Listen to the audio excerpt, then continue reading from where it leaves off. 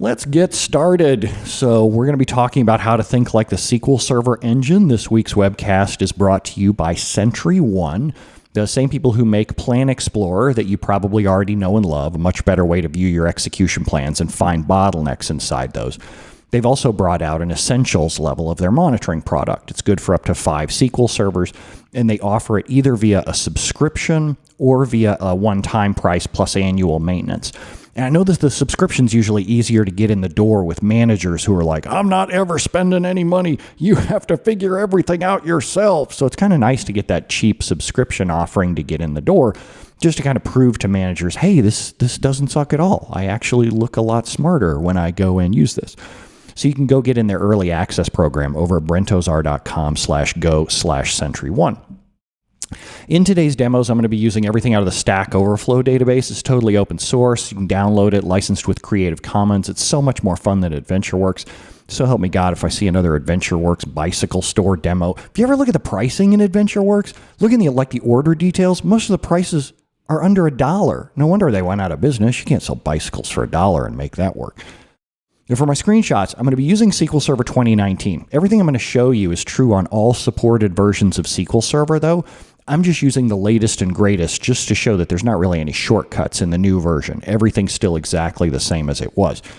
I'm also, if you want to reproduce the exact same screenshots as me, I'm running under the current compatibility level, and I've got my cost threshold for parallelism set fairly low, almost artificially low. The table that I'm going to be working with is the users table at Stack Overflow. The users table holds exactly what you think it holds, a list of everyone who's ever logged into Stack Overflow, posted a question, posted an answer, a comment, you named it. It starts with an ID field. It's an identity, it's an integer, starts at 1 and goes up to a bajillion. And if you download it and print out the handouts, get out just the white piece of paper, just the white piece of paper. This is an example of the clustered index of the users table. As we first get started, this is the only object that you have. If you look down the left-hand side, the users are sorted by ID. 1, 2, 3, 4, a few are deleted, then 535, 536.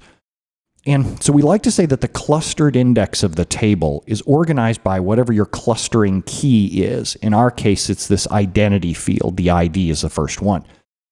But we also like to say that the clustered index has all of the fields on it. You notice how it also has display name, last access date, reputation, all those other fields.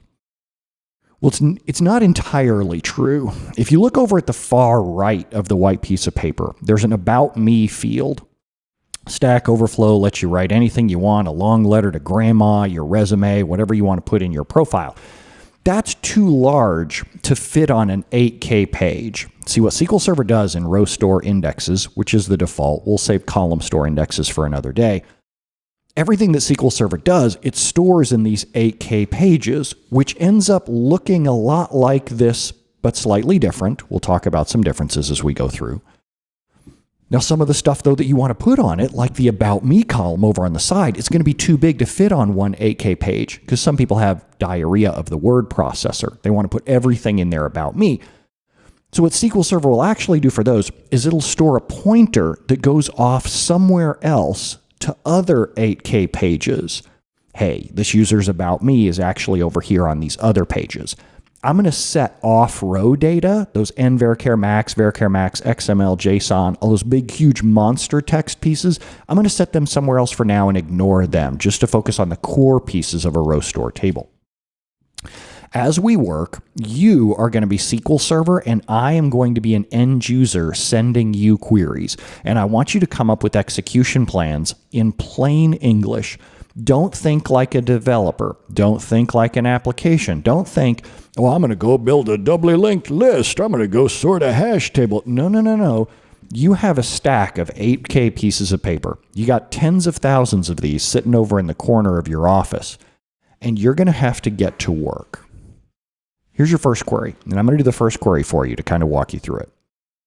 Say that the first query is select ID from DBO users, and there's no where clause. In plain English, your execution plan is you're going to go over to the corner where these 8K pieces of paper are. You're going to grab the first one off the stack, and you're just going to start reading off the IDs. You're going to work your way all through the entire stack, yelling out IDs as fast as you can. Now, here's SQL Server's execution plan. We like to say that execution plans suck. They suck the data over into the select operator. So you see the arrow flowing into there, sucking the data into the select. Generally speaking, we talk about reading the plans right to left, top to bottom. The source of where that arrow is coming from, this is the first thing that SQL Server did. In our case here, it's a clustered index scan. SQL Server is going to go grab the first piece of paper and just start scanning through all of them as fast as it can, yelling out, think about that arrow being just a yelled out list of IDs. Now, in order to see how big this execution plan is and how much work is involved with it, what you can do is turn on the Set Statistics I/O option.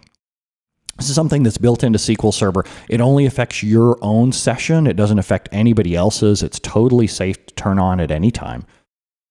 And when you turn it on, you get an additional message over in the Messages tab. With every table that you touched, there should be a giant asterisk over my head right now. It doesn't show you every table that you've touched, but most of the tables that you touched and the number of 8K page reads that you did.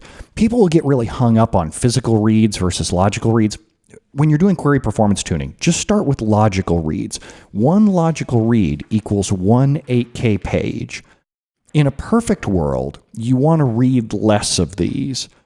7,000 plus pages, that's 15 reams of paper. You know that thing of paper that they put into the copier whenever they need to... You know what a copier is? You remember how Grandpa used to have to take things to Kinko's? Do you remember your grandpa? God, man, these stories are getting old fast. So a ream of paper is 500 pieces. It's that unit that Kinko's or FedEx or whoever used to put into the copy machine or your home printer, big, huge, thick stack.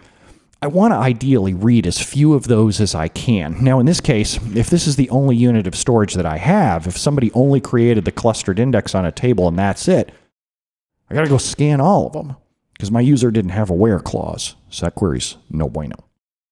Let's take the next query. Think about how you're going to execute this in plain English. You've got a stack of 7,400 pieces of paper. Go.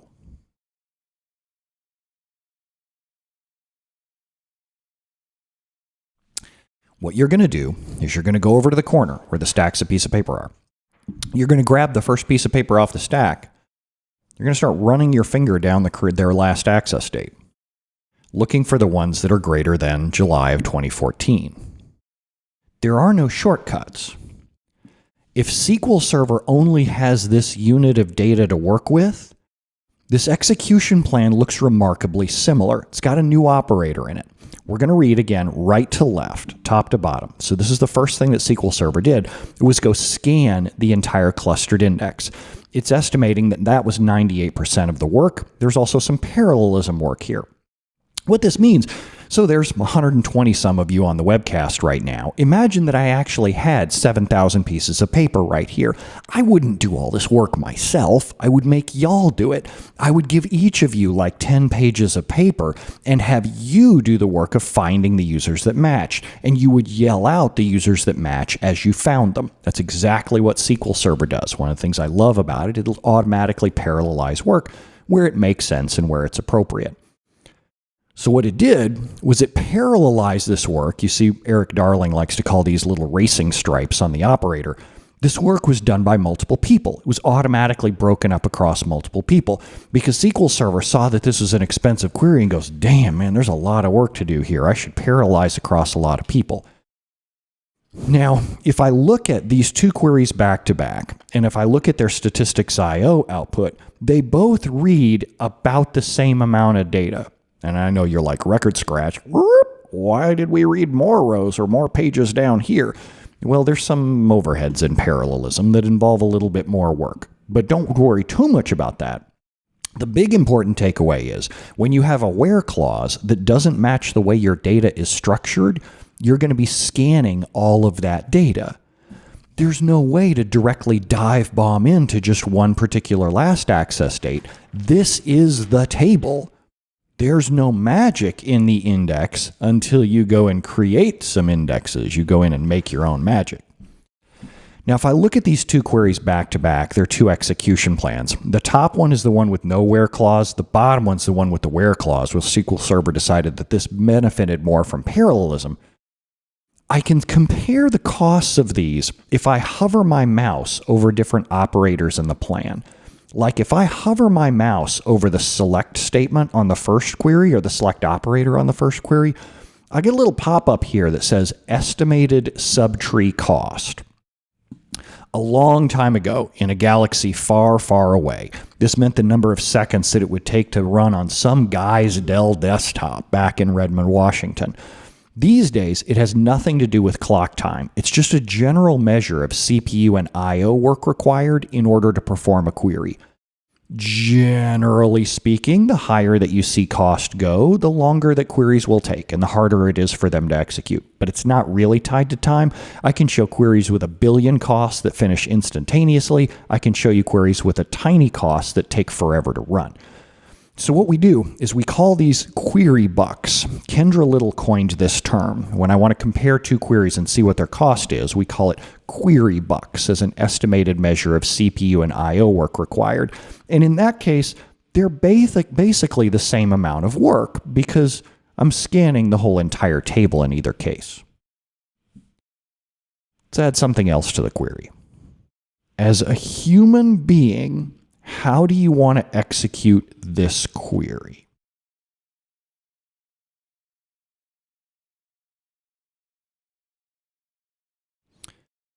The first thing that people usually think about is they say, well, I'm going to take these pages and sort them by last access date. Nope. Look at the piece of paper. You have multiple rows on there with different last access dates. And then they go, well, okay, hold on. I'm gonna get some other. I'm gonna take the piece of paper and I'm gonna tear them into parts, and I'm gonna put the last access dates on different pieces of paper. Nope. You have read-only access during a select. You ain't changing these pages. So here's what you're gonna do. You're gonna go over to your desk where you keep a separate piece of paper. You have pieces of scratch paper. Yours probably don't have my company logo on it, but I know you're jealous. You're going to go allocate separate 8K pages. These are actually the same size as these. This is just a nice visual way. I don't keep a lot of blank paper on my desk. I hardly even ever use these things. It's usually my wife that comes in and makes notes on these. Don't forget to blank. I love her. Well, I love her dearly. We get along really well. It's just that I'm stupid. I don't remember things. So she leaves Post-it notes on my monitor because she knows the monitor is the only thing I look at. I have tunnel vision in the mornings. So what you would do is as you're reading through these, you would then write down stuff on these so that then you could go back and sort them. Now, there is a discussion about whether or not you sort as you work or whether you write them all down that match and then sort later. We'll come back to that. In either case, you're going to be reading from this and then writing to this. What are you going to write down? Let me jump back and show you the query again. You don't want to write down all the fields. All you need is a bare minimum of fields in order to accomplish this. You're going to need the ID because the user asked for that in their select. And you're also going to need the last access date because you're going to be sorting these things. Whether you sort them as you go or whether you sort them at the end, you're going to have those last access dates in order to sort these things. So here's what SQL Server's execution plan looks like. Again, right to left. First thing that we do is scan the white pages. We scan the clustered index. And think of this arrow as just a yelled out list of last access dates and IDs. ID number 47, 2014, 1201, ID number 48, 1211, whatever. Just yelled out at high speed. Then, in the next operation, SQL Server sorts those rows. It's scribbling them down, sorts them, and then we have parallelism again here. Because think about it. If I had the 100 and some of you in here, I could parallelize this workout by giving you each a stack of pages from the users table, have you each sort your own results, and then I could coordinate all of your results together on the way back out the door. But that sort has a cost. Because see, there's a lot of rows that match that, 148,000 of these rows. The more the rows that you have, the longer it's going to take to do this sorting work. So the original query, back before I had the sort, it cost about 6 query bucks. Now that we've added the sort, the query cost has more than doubled, and we have a new line in the pop-up that we didn't have before. We have this, a memory grant. SQL Server uses memory for three things mostly, a whole bunch of other stuff, but it tries to cache data pages. It needs to be able to work on your queries. These are also 8K pages. And then it also caches execution plans. Every time you see me running a query, SQL Server is going to cache those plans as long as it practically can. Now, I can see a whole lot more about this over in Properties. If I right-click on the select and go into Properties, it brings me up this Properties tab that hardly anybody ever uses because they have pretty small monitors. But over there, it shows things like memory grant info.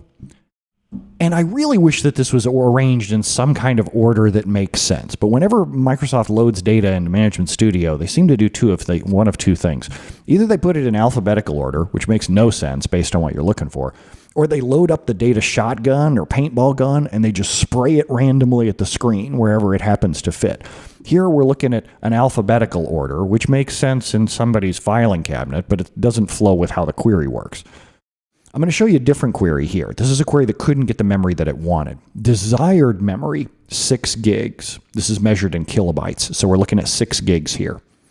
Granted memory, it only got granted a gig, because either the SQL Server wasn't large enough to go grant every query 6 gig worth of RAM, or there was memory pressure from other running queries. Granted, or resource governor, that'll do it too. Granted memory was only 1 gig. How much he actually used? He used all of that 1 gig, and then he probably ended up spilling to disk. Because what you wish is that you wish SQL Server would adjust this on the fly. You wish that SQL Server would simply change this number as the query runs. But unfortunately, once your query starts running, that thing is set in stone. So that's going to be kind of painful. Let's change another query. Instead of just getting the ID, I want you to get me to select star. Now, how does this change your execution plan?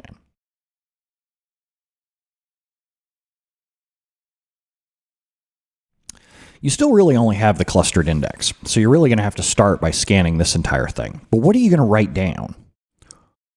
Oh, this is going to be a problem. See, I used to think that SQL Server would only write down the bare minimum. I thought, surely SQL Server would be just smart enough to go write down the last access date and the ID. It would do all this sorting, and then it would go back over here in order to get the star, the display name, location, about me, all that other stuff. But no. It's not what happens, because you would have to hold locks across this entire object as you were jumping back and forth. You're not the only person working on this table. SQL Server needs to get you in and out as quickly as possible. So this query ends up sucking for a really interesting set of ideas. Does this query work harder to read data? It's kind of a trick question because we were scanning the whole entire table before, right? No. Remember how I told you at the beginning that some things are off the side of the 8K pages, like when someone says about me, and their about me is too large to fit on the 8K page, so SQL Server drops it off row. Now we're reading more 8K pages as well, same number of rows, but more 8K pages. Do we work harder to write the data? Yeah, it's going to take us longer to scribble this stuff out on our Post-it notes. Do we work harder to sort the data? Now, this is a little bit tricky because the developers in the room will say it's the same number of rows, so it should take the same time. And that's true, but the stack of Post-it notes is now epic in size. It's the same size as the table because they asked for every field. So the Post-it note is now going to be ginormous in size, and moving those rows around is going to prove more difficult. So the cost on the sort goes up as well, not just for allocating the memory, but doing the actual sorting. And then do we work harder to output the data? See, this is the part I always focused on as a database administrator. I was always all lecturing. And I say it like as if I was a good DBA. I wasn't. I was just a developer who happened to be standing near SQL Server often enough when it broke that I ended up becoming the DBA. As a DBA, I would go around the stick being like, don't return fields you don't need because it takes longer to say those fields over the network. That's the least of my problems compared to everything else that's going on inside this plan. Now the plan shape still looks the same. It's still a clustered index scan followed by sorting data. But you see how 97% of the cost is now in the sort, and that cost isn't the same number. Before, we were looking at query costs of like 5 query bucks, 12 query bucks, and now we're up to a query cost of 871 query bucks, just because we decided to select star. I don't have a problem with my developers selecting star these days. If you want to select star, that's completely fine as long as you don't do any joins or any ordering. As long as you treat SQL Server like a key value store where you just do select from, and that's the one table, and you're done, we're good. No one uses SQL Server that way. You put multiple tables inside your joins. You put a view in there that has references to 40 other tables. And SQL Server ends up having to sort a lot of this data on the fly because we don't have great indexes in order to support it. The more fields that you add, the worse ordering becomes. And SQL Server at Enterprise Edition is $7,000 US per core. $7,000 US per core. That's why you and I make such great money doing database work, because we look cheap compared to the big SQL servers. If you walk into a room with an 80-core SQL server that's working really hard doing order buys, and if you can shave $250,000 off licensing costs by saying, hey, you know what we should do? We should sort it in the application. That way we can scale out the application servers. It's cheap. We don't pay any licensing on the application servers. They're like, oh my God, you're amazing. You're worth every penny. You just saved us $250,000 on licensing costs. See, you can get that for free on a webcast. A lot of great questions in there. Several of you asked great questions. And what we'll do is we'll go take those into Management Studio at the end of the webcast, and I'll do demos and answer those for you. So now, say that we run the query again. Say we take the exact same query, we do select star, and we put where order by. And which I should also say too, that means by all means, put as many query or questions as you want, either in the Q&A and GoToWebinar or in Slack. I can see both of them. And so then that way I'll be able to come back to them when the webcast is over and we'll walk through them. I don't have anything going on after this. It's just y'all and me partying.